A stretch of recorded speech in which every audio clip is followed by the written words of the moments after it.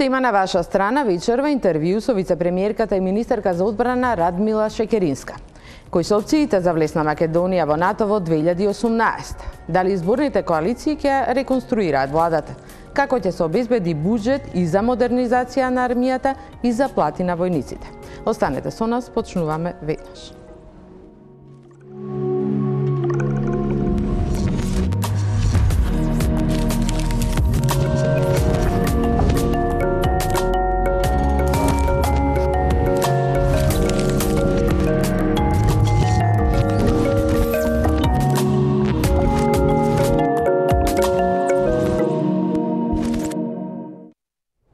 Добро вечер. Во топ тема на ваша страна вечерва гостина вице-премиерката и министерка за одбрана Радмила Шекеринска.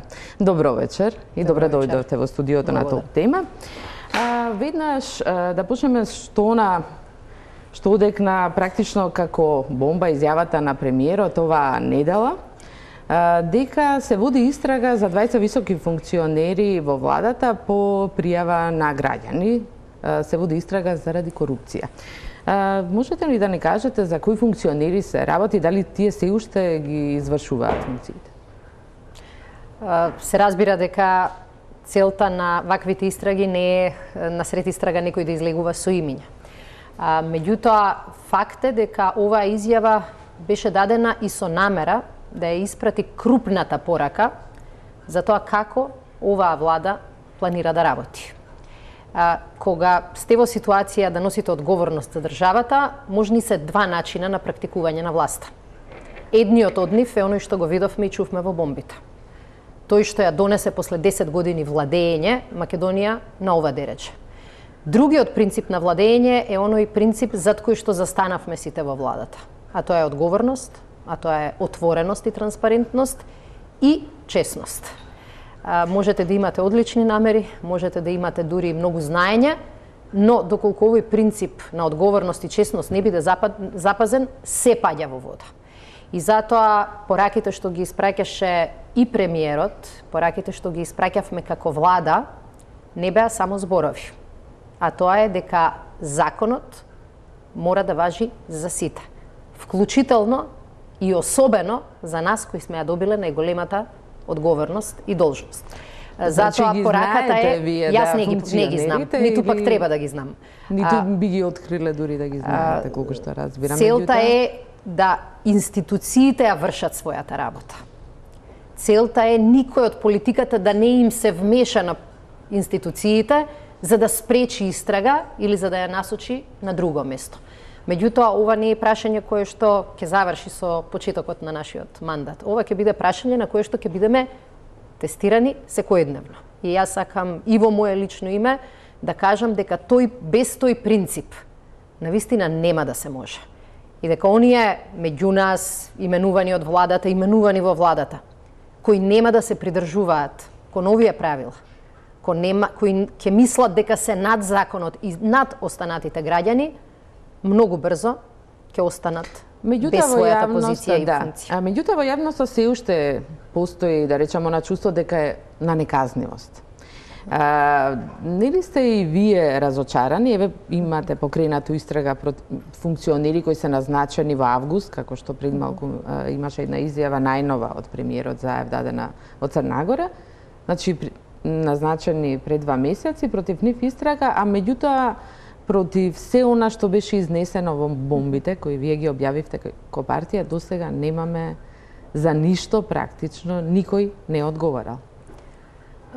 Значи, еден е периодот неопходен за истрага, друг е периодот потребен за пресуда. И ако постојат нестрпливи луѓе, сигурно тоа сме ние. Нестрпливи, да. Знаете како, едно е кога предпоставувате. Ние пред бомбите имавме прилично документи кои говореа за широко распространетата корупција. Меѓутоа, бомбите беа удар врз секој поединец во Македонија за тоа што се случувало зад затворени врати. И навистина тешко се објаснува фактот дека 2 години практично поминаа, а ниту еден предмет не е заокружен. И не треба јас да излезам на телевизија да објаснам што се случува. Значи, во една заробена држава, според зборовите на Прибе, според зборовите на експерти, Не се заробени само министерствата и институциите под владата, заробено беше обвинителството, заробени беа и судовите. И тие сами од себе нема да се променат, ниту пак ќе дигнат раце и ќе заминат за да ни кажат еве правдата ја оставаме кај вас. Лидерот на опозицијата Никола Груевски во неделата обвини дека е ова заробена држава, но заробена од вас. Тешко ми е да се смеам кога ќе чујам вакви зборови, заради тоа што навистина се чудам како можел да не раководи 11 години човек кој на сите нас ни покажува дека нема врска со реалноста. Македонија е заробена држава од страна на луѓе кои ги чувме со име и презиме и со нивниот тон на гласот како контролираат се во државата. Нам сега ни е јасно практично на што се должеше 6-месечниот процес на одоговлекување со изборна влада и блокирање на собранието. Заради тоа што веднаш од како беше избрана владата, почна второто блокирање во собранието преку блокада на изборот, односно на разрешувањето на поранешниот обвинител Зврлевски. Тие се полугите, тие се луѓето, тие се институциите кои Груевски ги командуваше како буквално куклен театар. И велам, може би и сите ние бевме многу оптимисти кога мислевме дека работите побрзо ќе се случуваат. Но да не заборавиме дека ни требаше речиси 2 години од почетокот на бомбите да дојдеме до избори кои донесоа до промена на власта. А 2,5 години до реална промена на власта. Промената на власта отвори опции. Се виде после тоа дека и многу судии се охрабрија, почнаа да зборуваат за тоа што се случува внатре во судството. Откритието кое што беше направено, дека буквално председателот на судот одлучувал преку глумен компјутерски систем кој судија кој предмет ќе го добие, после што ни стана јасно како е возможно сите 3 чувствителни предмети врзани со Груевски да ги добие баш една судика. Значи тоа немаше да се случи да немавме промена во владата. Но велам, и ние сме нестрпливи, но од друга страна, ако нашата нестрпливост не натера да се вмешаме, ќе завршиме на вистина со замена на една заробена држава со друга заробена. И тоа апсолутно не ни е нашата намера. Па макар и да чувствуваме дека времето минува. Подобро е времето да биде подолго, ама резултатот да биде траен. Груевски често пати се правда дека се вмешувал во судството за да оствари некоја општа цел. На крај се виде зашто го користел судството. За личен профит, за профит на семејството, за одмазда врз политичките неистомисленици.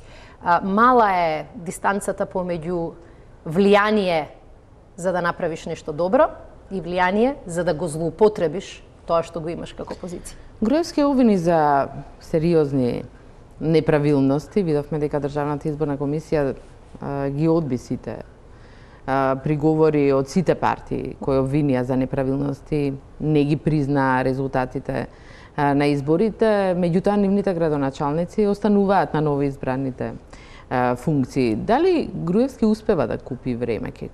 Купува ли време со овие обвинувања за себе? Знаете како, тоа што се случува внатре во ВМРО ДПМН, тоа е нивна работа. Нема да бидеме како нив да се мешаме. Тоа е работа која треба да си одлучат членовите и активистите на ВМРО ДПМН. Но мислам дека изјавата беше дадена и со друга цел. Да се оправда пред себе си и своите за катастрофалниот пораз кој го претрпе.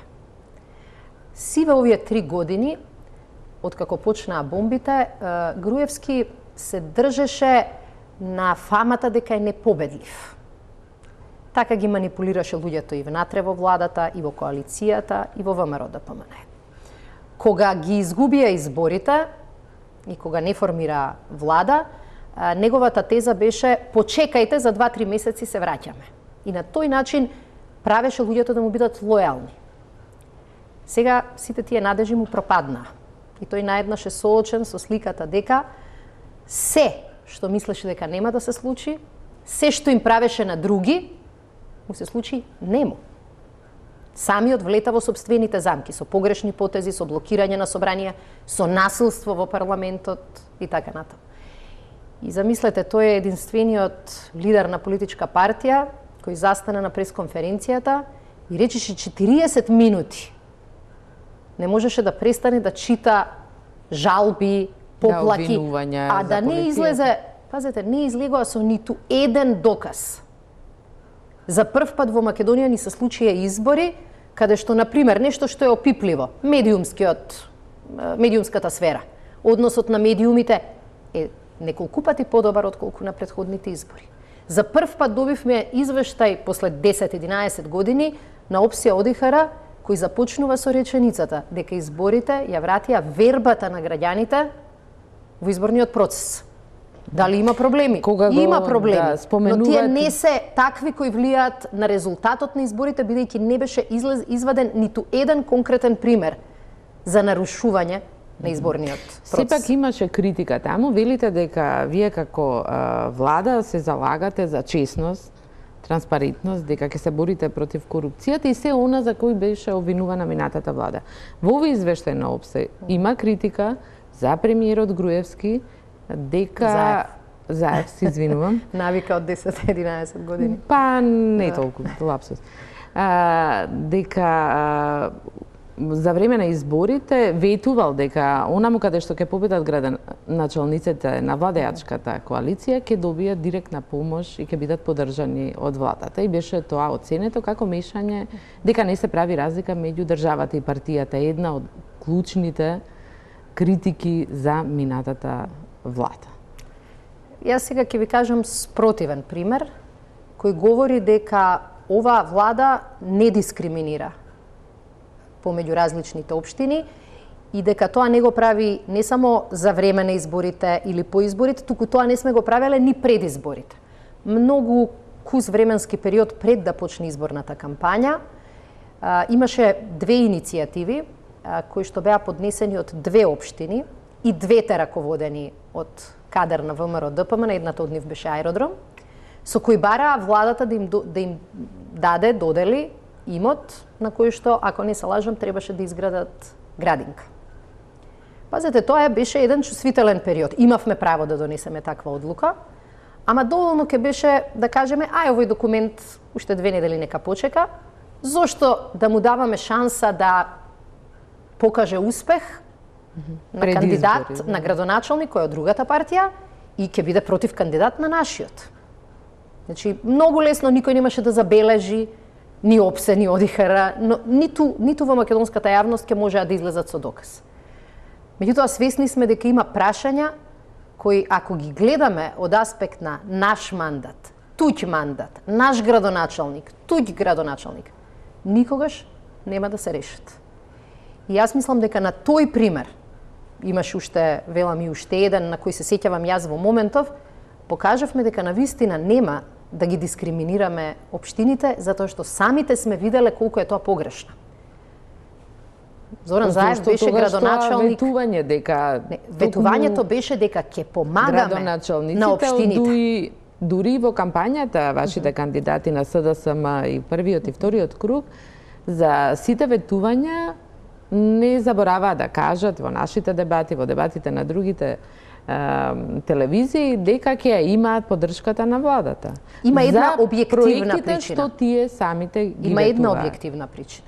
За голем дел од проектите, за кои граѓаните покажуваат најголем интерес, еве да тргнеме од патиштата, например, или од делот на водоводи, канализации, каде што реално општината има големи ингеренции, но честопати не може да ги заврши, ако ја нема поддршката од централната власт, затоа што има можност владата да кофинансира дел. За најголемиот дел од овие прашања, ние имаме политички консензус кои се приоритетите. Владата излезе со програма на влада, во која што точно стои, например, кои патни правци ги сметаме за приоритетни за инвестиции. Тие патни правци ги кажуваат и градоначалниците. Самите општини да ги реализираат проекти. И ќе видите дека не можат. Меѓутоа, тие проекти ја потенцира поддршката, тоа не може да се избегне. Тие прашања, кога постои заеднички јазик и заеднички приоритет, побрзо се решаваат. Јас се сеќавам, еве, можете и да погледнете, може би 10 пати во кампањата, сум ја искористила многу јасната порака. Ние нема да ги дискриминираме општините во зависност од тоа кој победил, а кој изгубил. Дали Но факт е дека со овие луѓе кои се кандидати за градоначалници ги делиме истите приоритети. Како да го решавате проблемот, на пример, со загадување, ако го имате градоначалник, потешко е од ВМРО ДПМН, кој еве 8 години не сметаат дека загадувањето е сериозен проблем на кој треба да му се обрне внимание. Но јас мислам дека после толку години искуство граѓаните тешко дека ќе ни веруваат само на збор. Јас ви уверувам дека и во реалниот живот ќе се покаже дека разлика помеѓу општини водени од власта и од опозицијата нема да се види.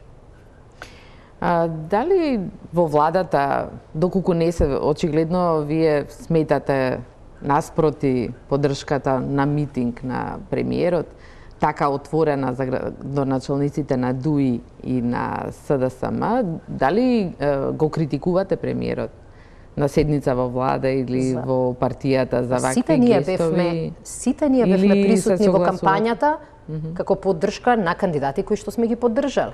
Знаете како, мене понекогаш ме зачудува како се трудиме политиката да ја извадиме од политика. Ние сме добиле мандат од страна на граѓаните на Република Македонија врз основа на заедничка програма. Меѓутоа, исто така ние сме ја добили и како резултат на политички партии кои што добиле мнозинство на гласачи. И ние не можеме во кампањата да не се приклучиме Добро, но во поддршката. Сериозно ќе ја сватите оваа критика на ОПСЕ и ОДИХР, бидејќи е клучна и се однесува токму на раздвојување на државата од партијата. Двоењето на партијата од државата може да се манифестира на многу различни начини. И ние прв пат имаме коментар за нешто, сепак нешто што е вербално изразено. Ние досега имавме проблеми со спојување на државата и партијата за многу повидливи нешта. За тоа како се однесува полицијата, за тоа како се однесуваат институциите, за тоа дали одредени податоци се достапни или недостапни за јавноста. Сега тие теми не постоја. И мислам дека е многу важно кога ќе влеземе во нови предизвици или нови проблеми, да си признаеме дека некои проблеми Македонија покажа со овие избори дека може да си ги реши. Пазете, јавноста сега беше внимателна за се. Знаете која беше најголемата критика во поглед на спојување на држава и партија, која еве јас ја добив или за која дискутирав? Дали на мојот Facebook профил може да го ставам знакот живот во Македонија за сите? Знаете зошто?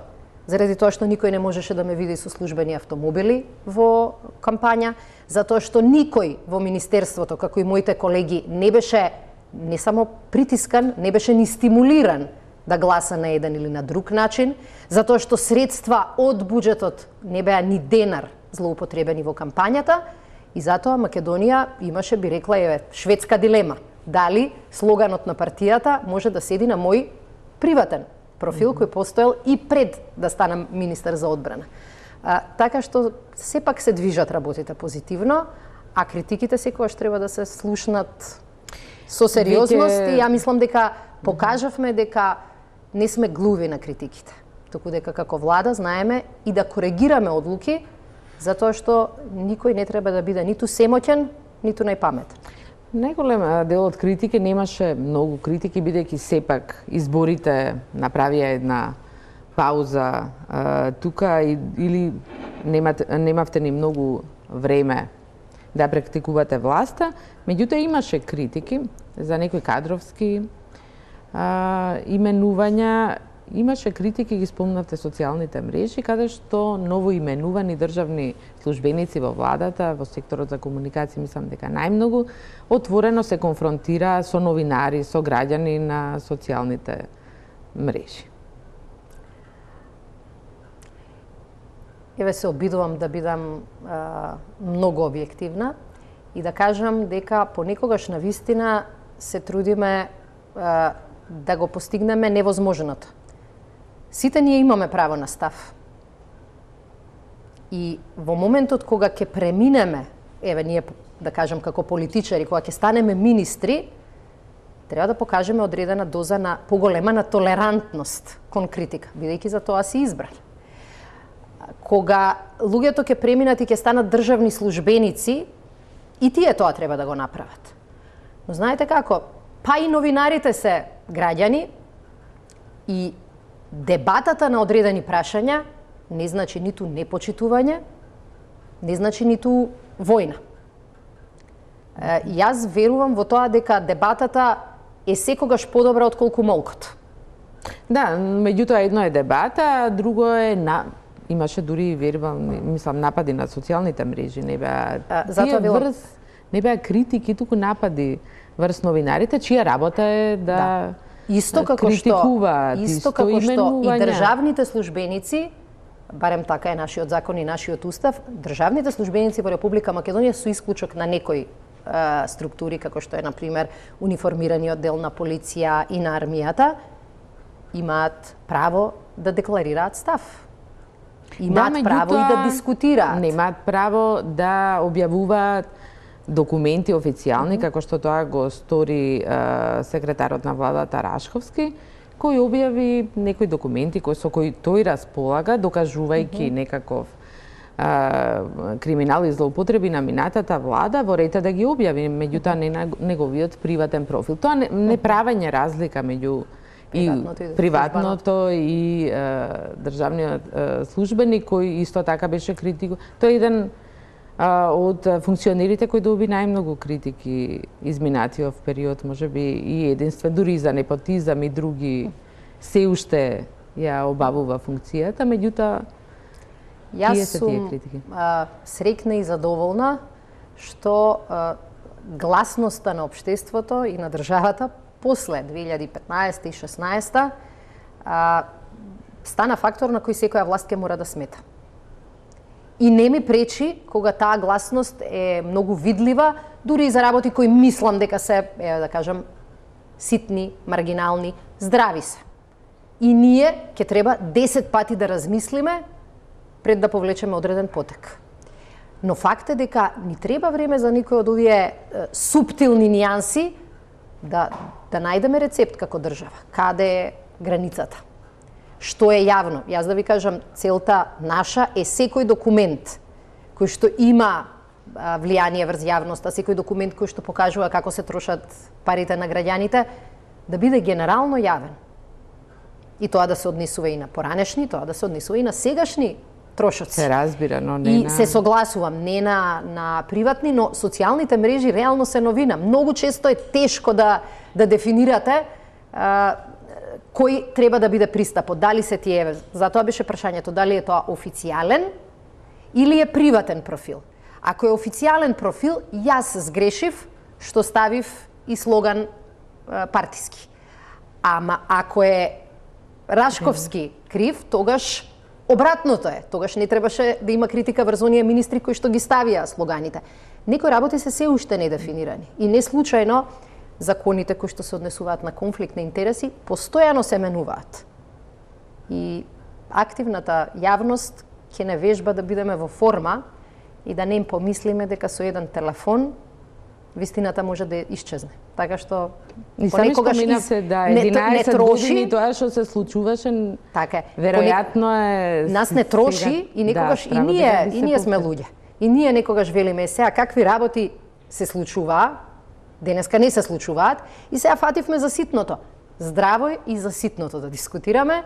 Да, дури и вработувањето на многу луѓе од невладиниот сектор беше протолкувано како обид за се замолчи критичката јавност.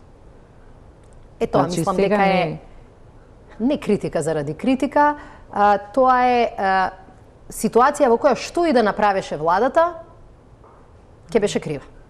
Замислете, еве, јас се сеќавам на некои прашања кај ваши колешки пред изборите, дали ќе има место и за, како ги велеа тогаш, шарените револуционери. Тогаш да кажевме нема места, и така и да теравме, и да речевме комплетно се тргнати на страна, нема што да бараат тие во политиката, тогаш ќе не обвинеа дека ете, се злоупотребени многу луѓе, злоупотребена е нивната енергија, ентузијазам и на крај само политичарите го нашле своето место. Јас мислам дека секоја држава, буквално секоја држава, особено држава со скромни ресурси како Македонија, 2 милиона народ, велиме 500-600 илјади се иселени. Секој кој бил активен во одредена сфера, било да е тоа слобода на медиуми, судство, обвинителство, реформи во разузнавачкиот сектор, сите овие крупни демократски реформи кои што ќе треба да ги направиме, односи со невладините организации.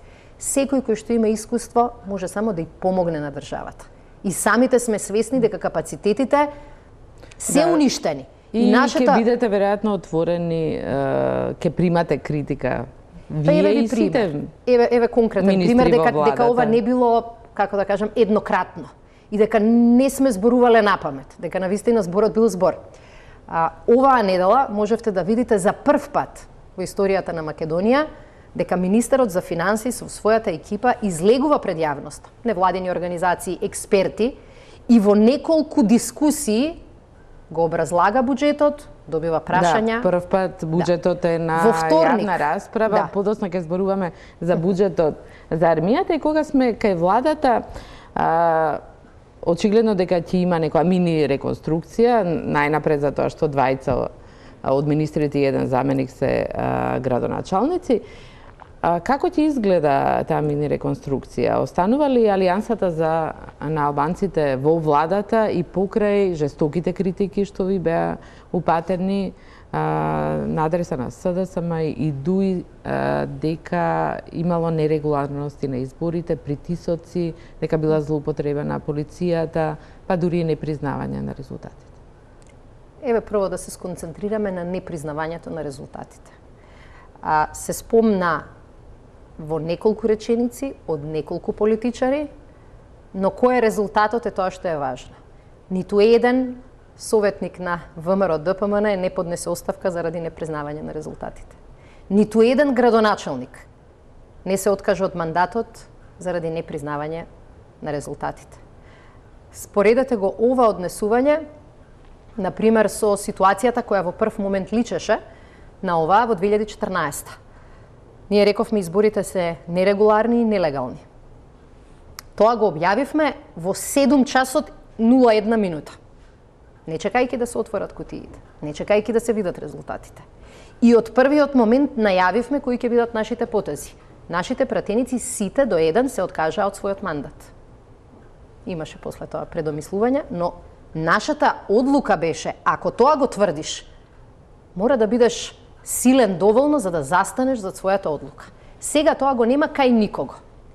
Докази, па дури и индици за злоупотреба, за влијание од страна на различни институции не излегоа освен некои паушални обвинувања. Најголемиот дел од обвинувањата, например и од Алијансата и од БЕСА, беа дека сме требале да бидеме фер ние од СДСМ и да не ги поддржиме дел од кандидатите на ДУИ.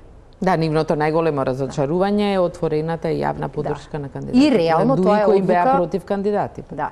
И реално таа одлука не е лесна, но коалиционото работење бара да некогаш и да носиш одлуки. Критиката принципиелна, наводно, мислам дека е многу непринципиелна.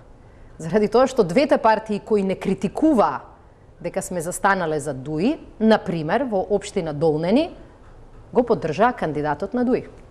И тој победи. Така што изборите беа шанса различни партии да ги измерат силите. Она што е одлична вест за сите нас во владата е дека сите политички партии кои ја формираа оваа реформска влада на овие избори излегоа посилни отколку пред 10 месеци. Што покажува дека не водел вистинскиот мотив и дека сме ги влечеле вистинските потези. И заради тоа, како долг кон граѓаните, кој што го објавивме уште оваа пролет, ние сметаме дека оваа реформска влада мора да продолжи да работи, фокусирана на крупни чекори кои не очекуваат. Ние на многу партии, вклучително, например, и на БЕСА, таа понуда им ја дадовме пред изборот на владата. Тие одлучија да не учествуваат во владата. Но и сега сакам да испратам пораката за сите, дека во овој момент на Македонија и предстои еден многу важен политички период. Многу реформи домашни не очекуваат, на нив ќе треба да покажеме резултати. Еден дел од тие промени бараат и пошироко мнозинство. Ние, сега зборувам и како СДСМ, немаме право на грешка и немаме право на себичност. И затоа и сега ќе испратиме порака дека секој кој сака да ги поддржи реформите во Македонија е повеќе од добре дојден. Убедени сме дека сегашната коалиција ќе се сочува, убедени сме дека овој период не беше лесен, но сите излеговме посилни. Дали тоа значи дека можеби ќе влезе и ДПА во владата, бидејќи се слушна и шпекулации за сега не многу потврдени, меѓутоа еве лидерот Мендух Тачи за некои медиуми на албански веќе изјавил и изнал такво очекување да пред изборите дека е можно да влезе во влада. Политичките партии кои сочинуваат коалицијата се уште не седнале после изборите да разговараат и не сакам јас да лицитирам со опциите. Велам, ние и сега ќе ги поканиме сите партии представени во собранието да дадат поддршка на реформите. Тоа не мора да значи учество во владата, но може да значи поддршка на оваа влада која има тенка бројка во парламентот, но сега после овие локални избори има широк кредибилитет и легитимитет. Бројките на овие избори се беа навистина шок за многумина, дури и за оние кои беа оптимисти. Покажаа дека луѓето сакаат кога власта решава проблеми и сакаат кога владата не се занимава со политичките противници, не се занимава со непријателите во медиумите, туку со тоа што од неа го очекуваат граѓаните.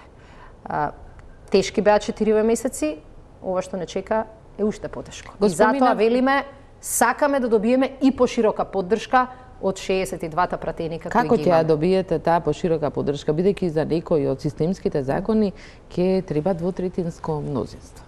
Како без опозицијската ВМРО ДПМН или како ќе успеете со нив да ги изгласате овие неопходни предсудски? Јас не можам да преюдицирам која ќе биде нивната политика, но можам да најавам и да ве уверам дека ќе направиме се за да ги увериме јавноста, па и пратениците, без разлика на која партија припаѓаат, дека целта ни е реално да го ослободиме судството и од партиско, и од влијание на поединци.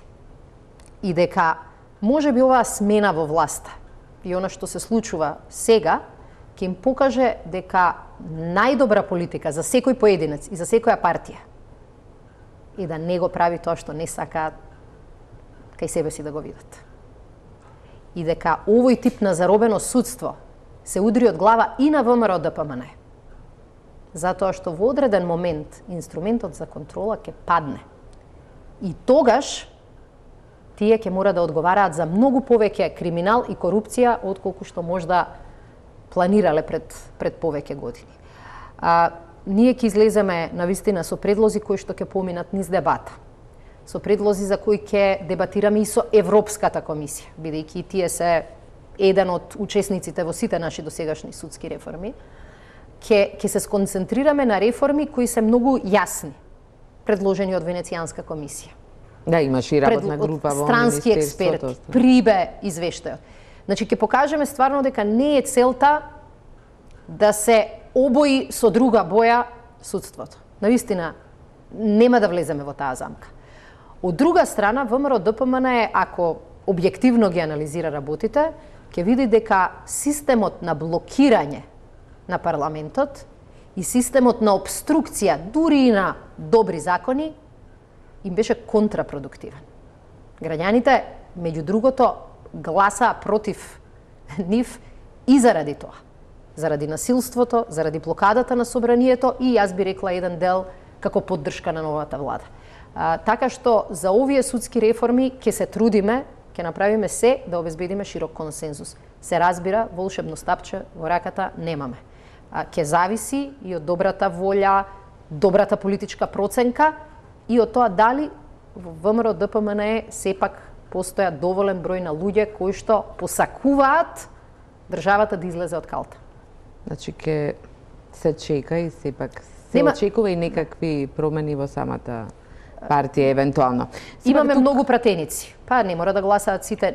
Не сакам да преюдицирам ни промени во ВМРО ДПМН. Пред рекламите имаше некакви, се слушна и во медиумите беше веќе објавено, дека неколку пратеници од опозицијската ВМРО ДПМН се подготвени, не може би да преминат во парламентарното мнозинство, дури да преминат или да поддржат некој од вашите. Дали имате такви Има одредени најави кај пратеници кои не припаѓаат на парламентарното мнозинство да дадат поддршка на некој од реформските приоритети на владата и на владата во целина. Пратеници од ВМРО ДПМН. Пратеници кои што не припаѓаат на парламентарното мнозинство и кои што изразија желба да гласаат за доброто на сите во оваа држава. Бидејќи еден пратеник од ГРОМ веќе се знае дека ја поддржува, тој ја напушти коалицијата. Дали, значи, останатите освен ВМРО ДПМН не гледам кои се. Мислам дека сите се избрани од иста листа. Некои се од ВМРО ДПМН, некои се од партиите кои што учествуваа во нивната коалиција. Но велам, немаме намера да се занимаваме со тоа што се случува внатре во ВМРО ДПМН. Заради тоа што сметаме дека тоа треба самите да го прават. Тие неколку пати обструираа внатрешни промени во СДСМ. Не сакаме тоа да го правиме. Тие нека одлучат, нека се мачат со изборите што ги направиле во минатото. Сега разногласието таму е многу видливо. До нас пристигаат различни информации, некои луѓе и зборуваат за сето тоа што се случува внатре. Тие мора да си го најдат рецептот. Нема зошто македонската јавност сега да се оптоварува. По мене премногу внимание посветивме на тоа што се случува. Ако ни таа вечер никој во ВМРО ДПМН не можеше да му сугерира на Груевски да не ни држи час како Чаушеску пред многу години, тогаш најверојатно навистина нема многу храбри луѓе таму кои што ќе му ја соопштат на лидерот вистината која што ја знае секое дете во Македонија. Тука ќе направиме пауза за реклами и се враќаме во студиото. Гледате Топ тема на ваша страна. Гостин министерката за одбрана Радмила Шекеринска. Говоревме за изборите, мнозинствата и коалициите. Она што ви замирува алијансата на албанците и БЕСА на овие избори, всушност е вашата цврста коалиција со ДУИ. Зошто мораше премиерот Зоран Заев и лидер на СДСМ прв пат толку јавно да излезе и да ги поддржи кандидатите на ДУИ кои им беа нивни против кандидати? Како најголемиот партнер во владата, ние посакувавме трите коалициони партнери да постигнат договор пред овие локални избори и да покажеме дека навистина силата е во нашето сојузништво и нашето заедништво. Тоа не се исполни. И ние се најдовме реално пред дилемата дали да игра секој за себе или да направиме потек кој можеби ќе работи за следните 10 чекори. Јас се сеќавам дека во 2016 кога веќе се подготвувавме за избори и кога особено Зоран Заев како претседател на СДСМ почна се повеќе и повеќе да зборува за зближување на различните етнички групи, за живот за сите, за Македонија за сите, за еднакви права. Имаше многумина политички советници во врска со избори кои велеа џабе се трудиш, никогаш тоа ќе ти ги намали гласовите кај македонците, а никогаш нема да ти донесе гласови на етничките албанци од Македонија. И тешка беше таа дилема, дали да бидеш прагматичен или да бидеш помалку идеалист. Иако во Македонија се подсмеваме со идеализмот, јас верувам дека оваа држава може да оди напред само со здрава доза на идеализам. И ние решивме тогаш да бидеме идеалисти и да продолжиме да зборуваме за она за што веруваме, без разлика како тоа ќе се одрази на изборите. Се покажа дека македонските граѓани се позрели од многу советници, политички, пиар, било какви. И тоа беше по мене најголемата победа на изборите во декември. Меѓутоа, знаете како, тоа не е доволно. Ние сакавме на овие избори да одиме еден чекор напред и да покажеме дека она што го тврдиме на централно ниво може да функционира и на локално ниво. И затоа резултатите функционира. Ни донесоа повеќе градоначалници, донесоа на дуи повеќе градоначалници. Но знаете која е победата за идеализмот? Е што поголем број на политичари и градоначалници излегоа и што рекоа? Рекоа им благодарам и на македонците, и на албанците, и на турците, и на бошњаците, и на србите, и на власите, и на ромите, што дадоа поддршка за заедничка визија и Македонија за сите. Ако игравме секој за себе, секој себично, никогаш тоа немаше да го постигнеме. На изборите во декември мислам дека македонците политичари, етничките македонци, можеа да видат дека национализмот, кој порано печалеше гласови, може да значи дека ќе ги изгубиш заради него изборите.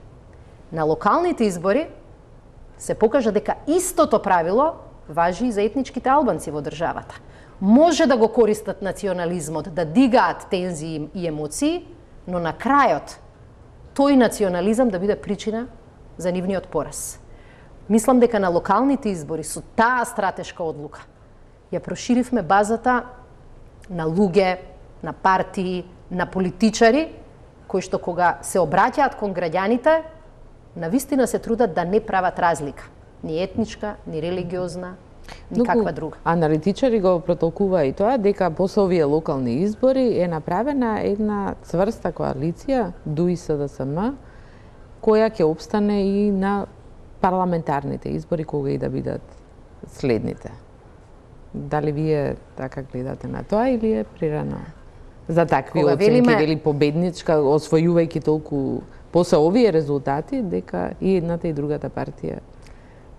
Концептот на зборот е збор, навистина е широк. И ние веруваме во тоа дека партнерствата се некогаш многу често од интерес, но убаво е кога тие партнерства се градат за да траат. Имаше еден рецепт, мислам дека беше некој американски политичар, велеше вака: за да успееш, за да имаш успех во крупните потези, прво мора да избереш вистинска професија, потоа мора да дадеш се што имаш, трето мора да ги искористиш сите шанси, како што ги имавме последниве години навистина малку, и четврто и најважно, мора да играш тимски. Да. Во македонската политика тоа не е многу ценета особина, да, факт е дека... но искрено верувам дека тимската игра не може да гарантира дека и утре ќе бидеме партнери. Но ние, барем, ја се надевам дека тоа е од страна на сите коалициони партнери, влегуваме и влеговме во коалицијата со желба, намера и многу политичка волја да успее. Кога работите успеваат, сите сакаат да бидат дел од успехот. А ако ние успееме, и Македонија ќе успее. Сепак факт е дека немаше да формирате влада доколку ДУИ не одлучеше да влезе во оваа влада, и тоа е нешто што беше протолкувано и како долг кој сега треба. Сега, ако сме најотворени да и најчесни, нашата влада немаше да биде возможна ако немаше таква одлука кај СДСМ, ако немаше таква одлука кај ДУИ, но исто така ако немаше таква одлука и кај Алијансата на албанците. Значи, никој од трите партнери не мораше да ја поддржи владата. Сите одлучија да ја поддржат владата. И сите излегоа со поголема доверба од граѓаните, од довербата која што ја имале претходниот пат. И тоа покажува дека ако работиме на тој начин, мислам дека сите ќе можат да бидат позадоволни од сработеното и да имаат со што да излезат пред граѓаните. Јас се сеќавам на многумина кои тврдеа дека ова нема да се случи. Не само во декември, во јануари, во март, се уште беше дилемата дали е возможно да се склопат коцките и да се направи владата. Да, меѓутоа очигледно настаните на 27 април. Знаете како? Го забрза тоа. Ако игравме ситно и со ситен интерес, немаше да се случи. Во секој момент бевме на преиспитување. Ова се случи заради тоа што една група на луѓе, не сите, ние во партиите, некои луѓе носат одлуки, некогаш имаме различни ставови. Вие знаете во ДУИ колку беше тешко да се дојде до оваа одлука. Да, дури тие се поделија на ПРО, и затоа немавме дилеми, на пример, дека во Тетово и во Гостивар ќе ги поддржиме Теута Арифи и Невзат Бејта.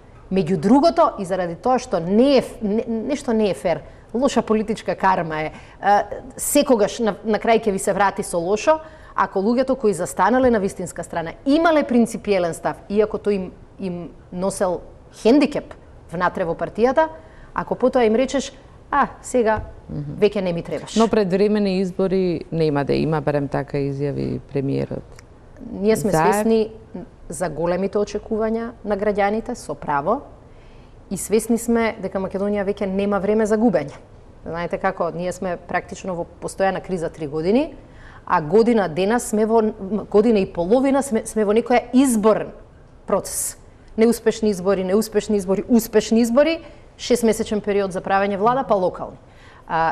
Тешко се користи буџетот, тешко инвеститори се одлучуваат во такви услови да инвестираат. Сега и на граѓаните и на економијата и треба попредвидлив и политички стабилен период. И заради тоа, иако е примамливо, со овие изборни резултати, ние да сме новиот Груевски и новата заробена држава, немаше ни да дискутираме. За 2 месеци ќе одевме на избори. Но не сакаме да бидеме втора верзија на истата лоша политика. Јас само се надевам дека тоа ќе има влијание и кај опозицијата во парламентот. Затоа што единствена причина поради која Македонија можеби би морала да оди на избори е ако собранието повторно биде окупирано и блокирано од злоупотреба на процедурата. Го спомнавте буџетот и реформите, неопходни се реформи во одбраната. Со буџетот кој е ставен на дебата, како што рековте, објавивте дека зголемување на платите на војниците и модернизација на армијата. Што се крие во бројките за буџетот наменети за одбраната, анализираше Миомир Серафиновиќ.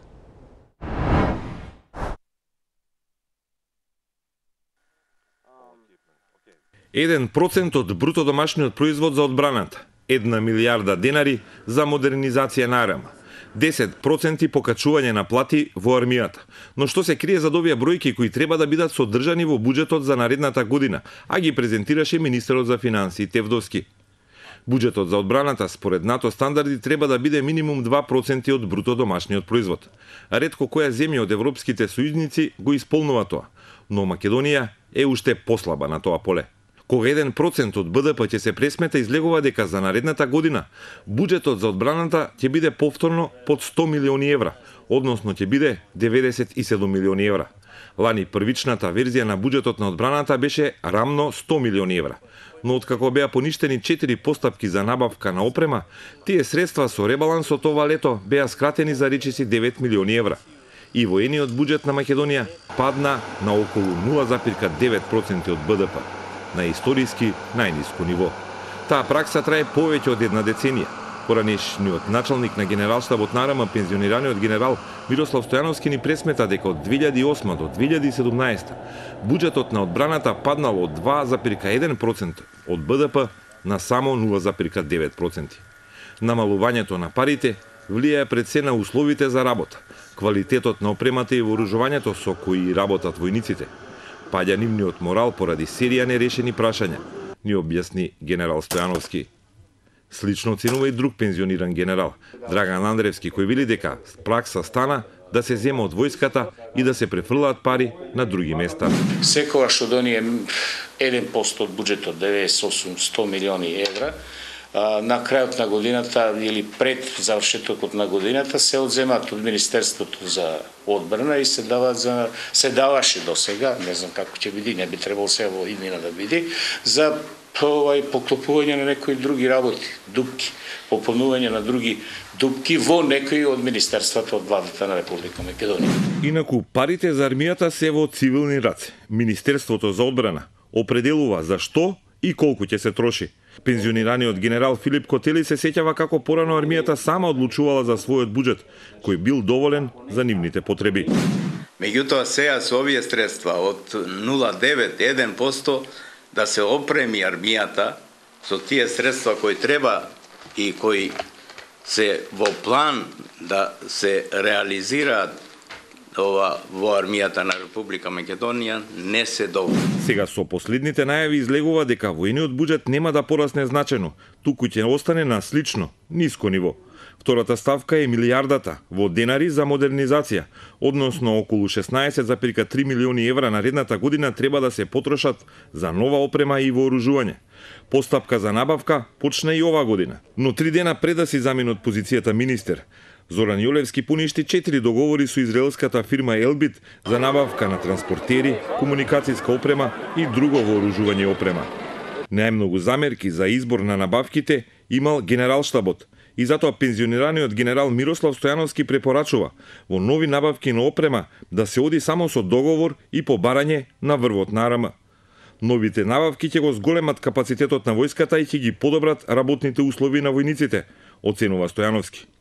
Генералот Андревски пак вели дека лошата опременост придонесува НАТО кога ја ангажира АРМ во мисија, главно македонските војници да ги распоредува за обезбедување на бази, а не во борбени акции, бидејќи имаат главно застарена опрема. Таков е и примерот со армиските хермелини, кои ем се донација, ем се стари повеќе од половина век.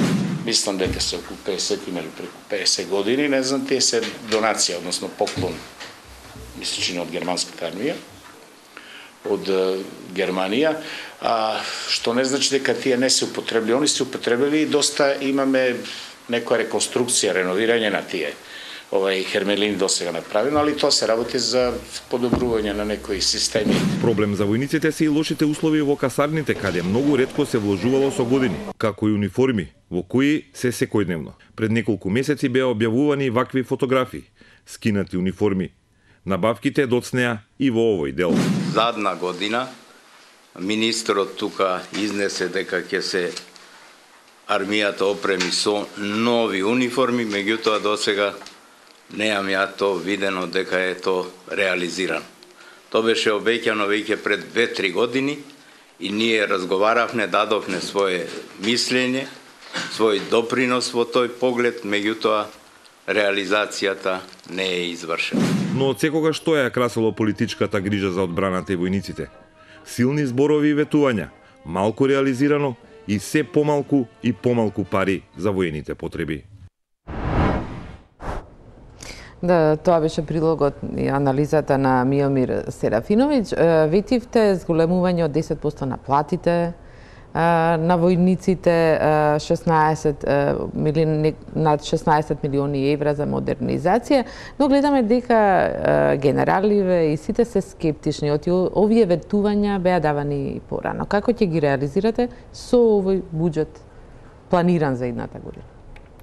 Свесна сум дека после толку многу најави, информацијата која што ја дадовме заедно со министерот за финансии, ако не се лажам во касарната во Штип, најде на позитивни, но воздржани реакции.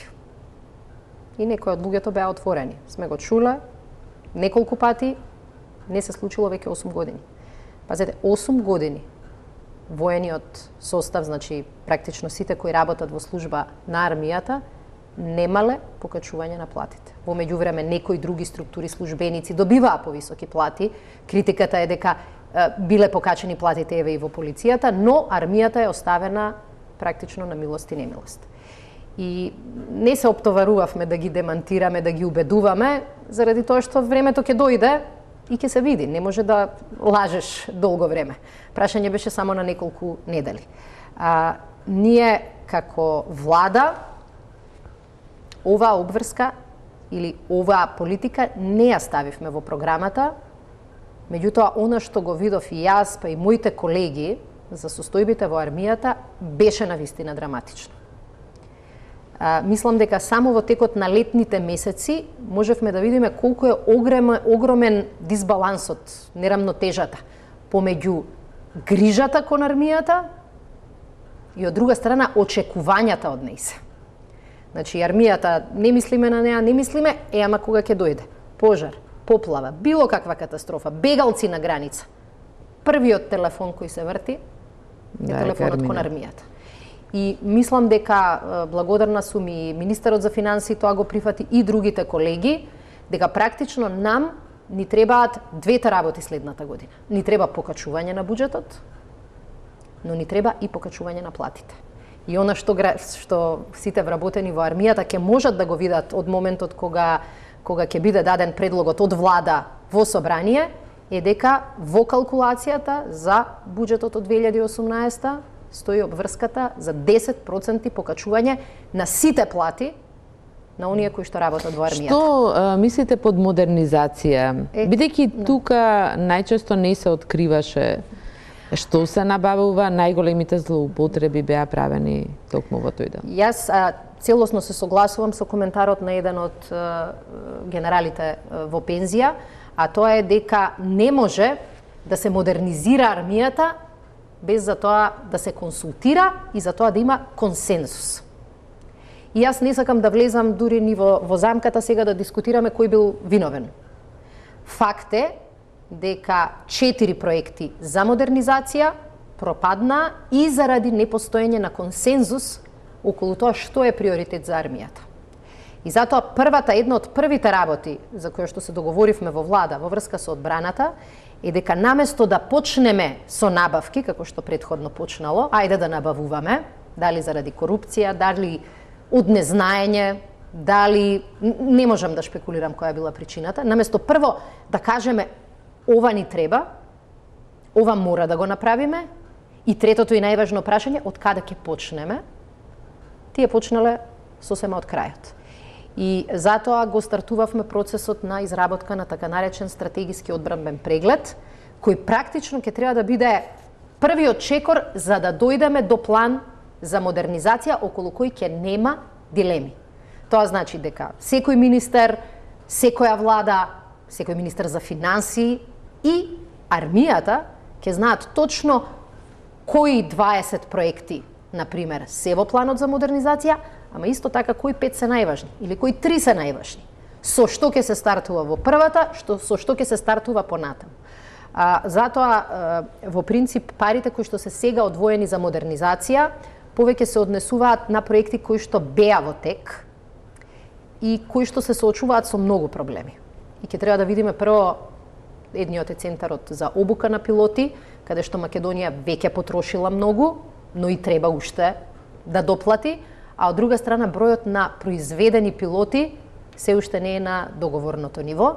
И уште еден важен проект, а тоа е проектот на ремонт на хеликоптерите кои што ги поседува армијата, кој што е во тек, но и тој е соочен со различни, дали грешки, дали пропусти, дали недоволно планирање, и за нив се одвоени средства.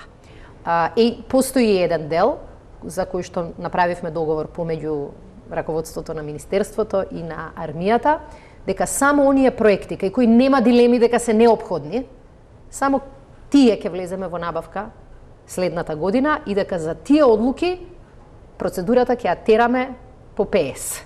Значи, прво да се знае дека е тоа приоритет, дека нема никакви контрааргументи, дека ова се критериумите за да процесот биде успешен. Предпоставувам дека и набавката на униформи, тоа беше споменато. Добро, набавката на униформи е, да кажам, дел од...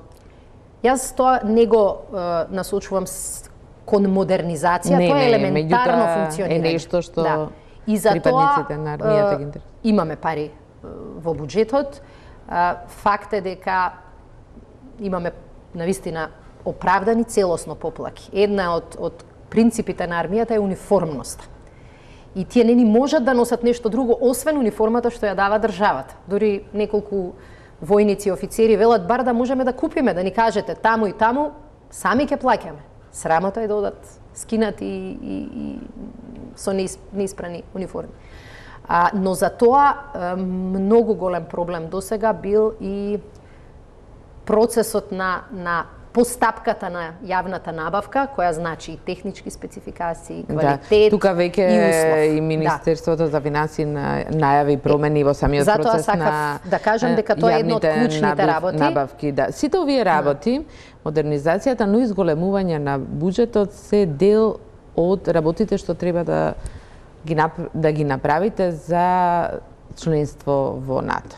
Тие не се, еве сега униформа, се подразбираат. Јас велам и НАТО да не ни е цел, зар можете држава да бидете со зголемувањето на буџетот на редните години е една од барањата на Алијансата за Македонија да стане членка. 2018 се спомнува како клучна година за интеграцијата во Европската унија очекуваме, или препорека, барем владата очекува, но и следниот самит на НАТО ова лето. Што до тогаш Македонија би требало да испорача како резултат според оние забелешки што ги има досега? Што би можеле и што планирате да испорачате пред да преминеме на главната пречка? Јас сум многу предпазлива, затоа што сметам дека лицитирањето со датуми е многу погрешно.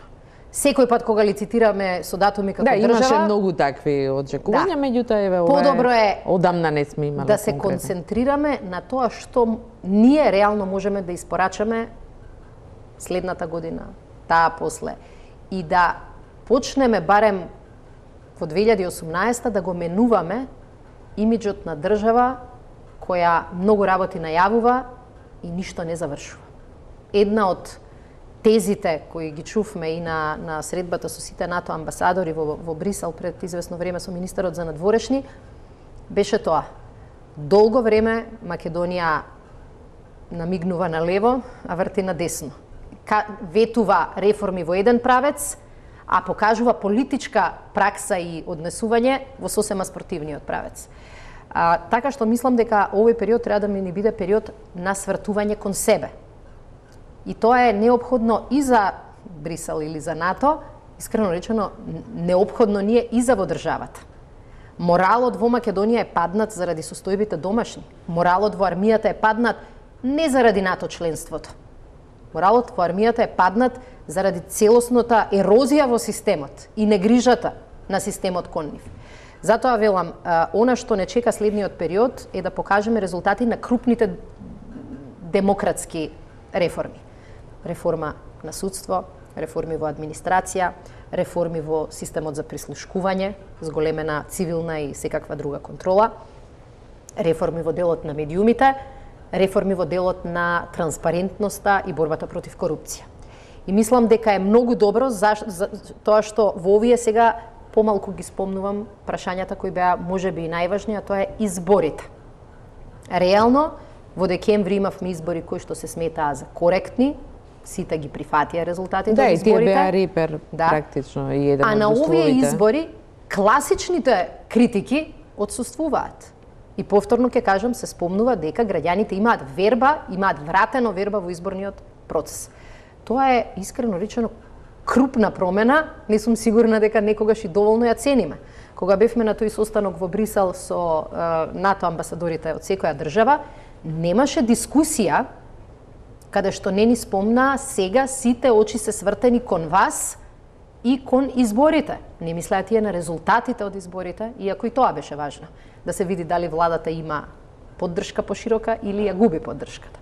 Но најважно беше да се покаже дека изборниот процес го враќа својот интегритет. Сега треба да се посветиме на овие 5 работи кои што ги спомнав. Планот 369 е, да кажам, на некој начин патоказот. Помина, доаѓаат 6. Сега доаѓаат 6 месеци, но мислам дека е јасно. На секој од овие прашања ние мора да имаме еден видлив чекор. Значи, никој не мисли дека за 6 месеци ние ќе го решиме проблемот со судството.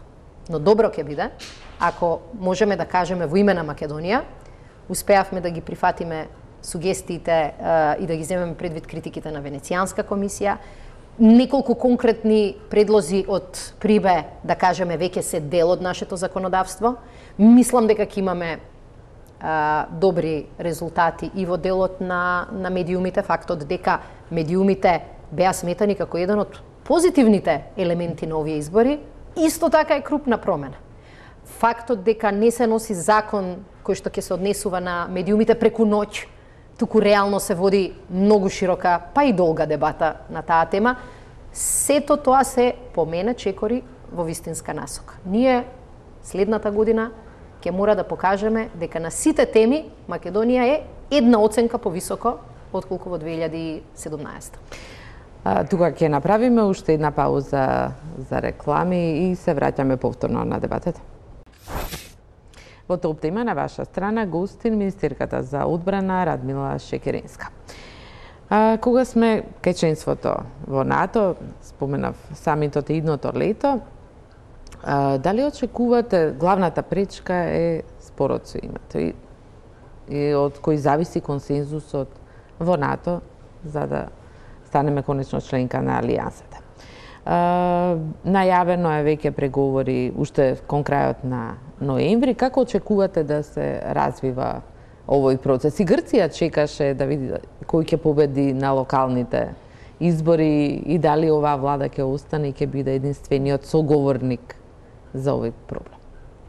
Изборите беа лакмус тест не само за тоа која партија или коалиција ќе биде посилна во следниот период, туку и лакмус тест за тоа каква политика посакуваат граѓаните на оваа држава. Во преговорите со Грција многу е тешко да се предвидат резултатите, затоа што нема да зависи се само од нас. Тоа е процес во кој двете страни треба да бидат реално заинтересирани или треба да има една трета страна која ќе влијае кај незаинтересираната страна да ја бутне кон наоѓање на решение. Она што денес можеме да кажеме е дека Македонија веќе се однесува како зрела држава која не е задоволна со тоа да си ги земе проблемите, да си ги стави во фрижидер и да си ги чува.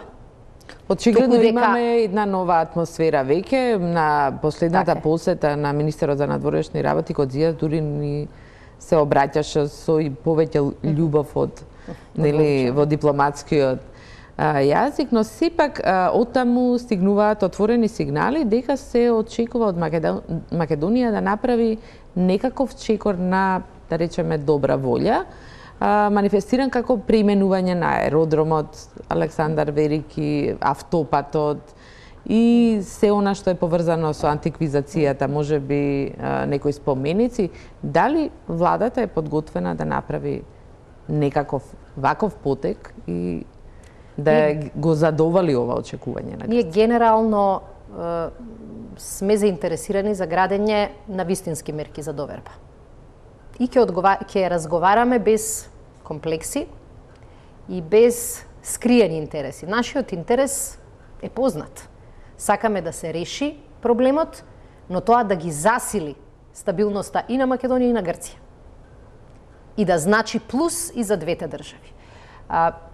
Мислам дека одлуката која што ја направи владата, да го подпише и да го поддржи договорот за добрососедство со Бугарија, покажува каков модус вивенди предлагаме на регионот и покажува дека владата ќе бара решенија и дека нема да се труди да најде идеален тајминг. Нема никогаш идеален тајминг. Сите советници регуларни ќе ни советуваат чекајте да поминат изборите, па потоа решавајте ги.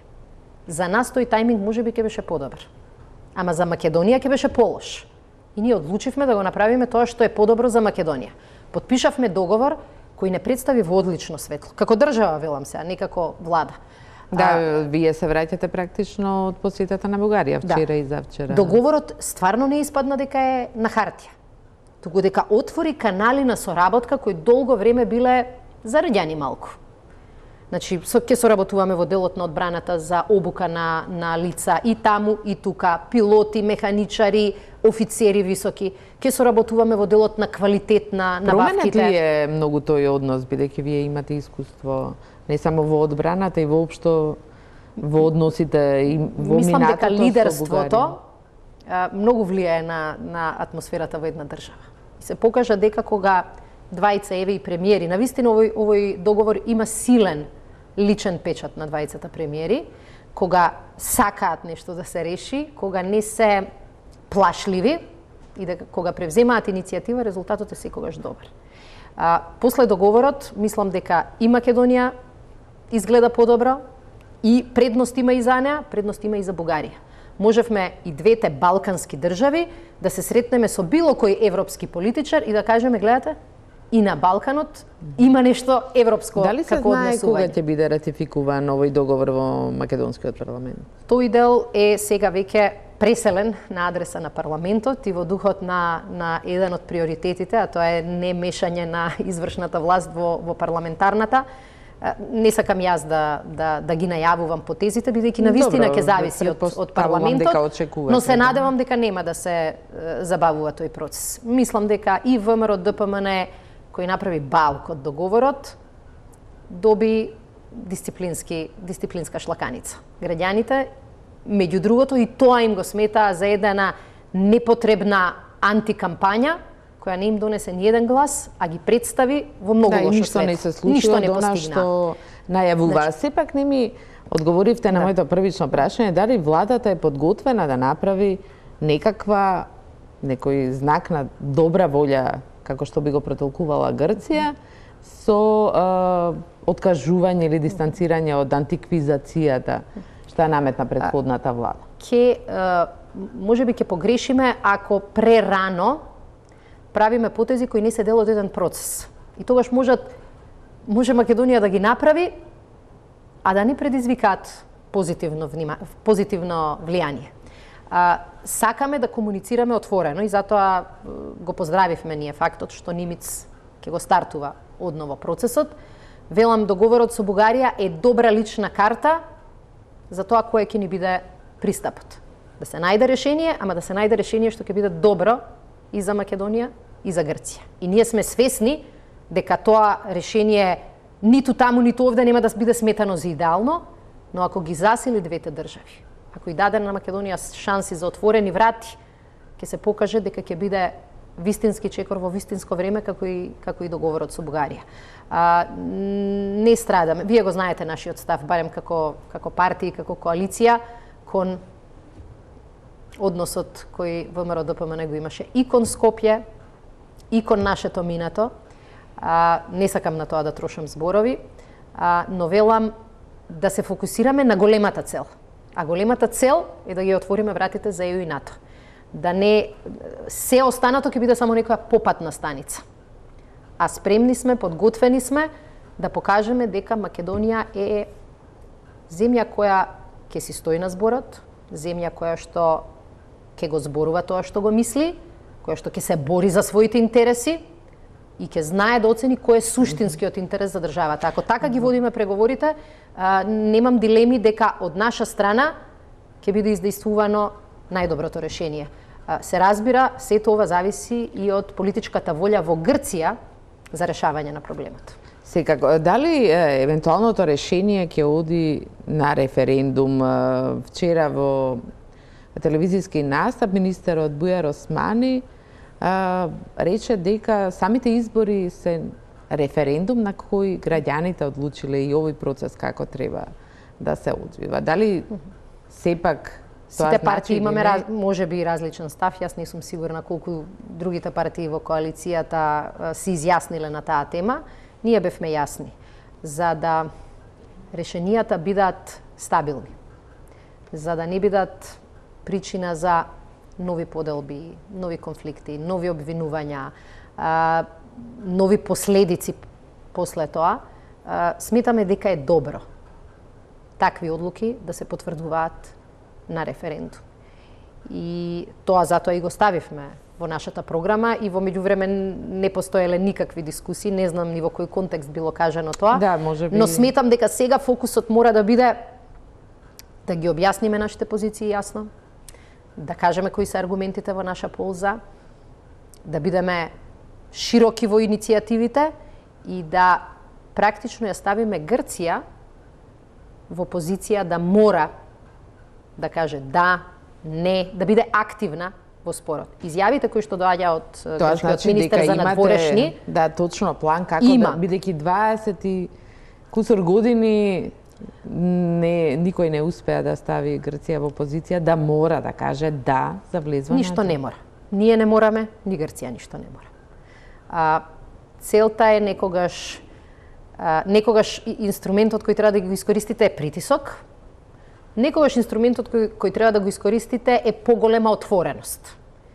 Мислам дека многу работи во односите помеѓу Македонија и Бугарија се решија не заради нечи притисок, туку заради отвореност на две влади да размислуваат неколку чекори понапред и да гледаат навистина напред, а не да бидат заглавени во моменталното расположение. Ова ве праша, бидејќи не гледам некоја промена во риториката кај Грција, повторно обвинувања за иредентизам, за крадење на историја, главно за иредентизам. Значи,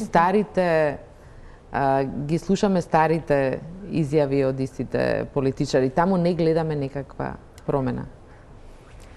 Можда тоа и треба да го очекуваме. Дека мора да се реши спорот за да дека нема влез во НАТО под референцата. Во суштина, Грција не губи ништо. Особено. Барем не во истиот момент од отворениот спор. И затоа може така да се, и затоа така можат и да се однесуваат. Од друга страна, ако анализирате што се случуваше последниве 10 години, ќе видите дека замрзнатиот спор и нивната блокада од 2008 натака не беше позитивна ни за Грција.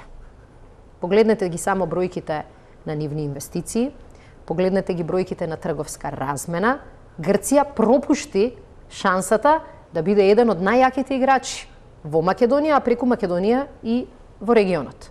Погледнете само колку беше тешко и во моменти на бегалската криза да се создаде елементарна комуникација помеѓу институциите. Да, но сепак до крај се уште обстојува за тоа. Нема да се променат, но мислам дека резимето е дека ова беше катастрофа за Македонија и лош развој на настаните за Грција.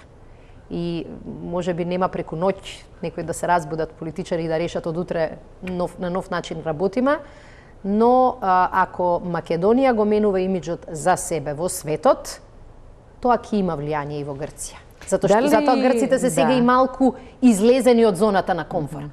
Претходно покрај Груевски, тие колку и да излегуваа со тези кои не минуваат, има оправдување. За крај изјавивте во едно интервју за Блумберг, кој потоа Москва го критикуваше, за руските обиди за влијание на Балканот и подготвеноста на Соединетите Американски држави да го спречат тоа. Дали ова новонастаната ситуација е некаков кредит за Македонија во овие преговори за спорот? Премногу геостратегија никогаш не е помагало ниту на Македонија, ниту на Балканот. Како велат, Балканот е трева на која што големите слонови ќе дојдат, ќе ја изгазат во битката и ќе си заминат. Не би сакала Македонија да игра на таа карта. Вистинската карта која што ќе треба да ја изиграме е да направиме се нашето досие да биде позитивно, да биде пример за успех. Мислам дека во последниот период имаме со што да се пофалиме. Покажавме дека во држави етнички мешани можно е шанса да добијат и луѓе кои изборуваат за заеднички вредности, за заедничка иднина, и тоа е практично реткост на Балканот. И тој аргумент треба да го користиме, да кажеме, и тоа го порачавме во НАТО, од држава која што го повика НАТО да ја спасува во 2001 поради меѓуетнички конфликт, стануваме држава која е пример за меѓуетнички односи, за гласање наспроти етничките разлики во целиот регион. Тие аргументи, мислам дека се вистинските аргументи за тоа дека државата се менува и дека стабилна Македонија значи стабилен Балкан. За да Македонија биде стабилна, за да регионот биде стабилен, ние би сакале да имаме добри односи со сите, вклучително и со Русија. Билатералните наши односи со Русија сметаме дека не можат да бидат засегнати ако Македонија продолжи да работи на планот кој го зацртала од нејзината независност и за кој гласале нејзините граѓани, а тоа е членство во НАТО и членство во Европската унија.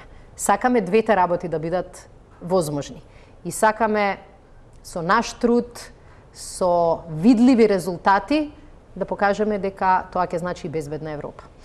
Ви благодарам за интервјуто. Тоа беше Радмила Шекеринска, министерката за одбрана. Ви благодарам и на вниманието. Следува серијата Инсайдер, а потоа ноќно студио со Боријан Јовановски. Имајте пријатна вечер.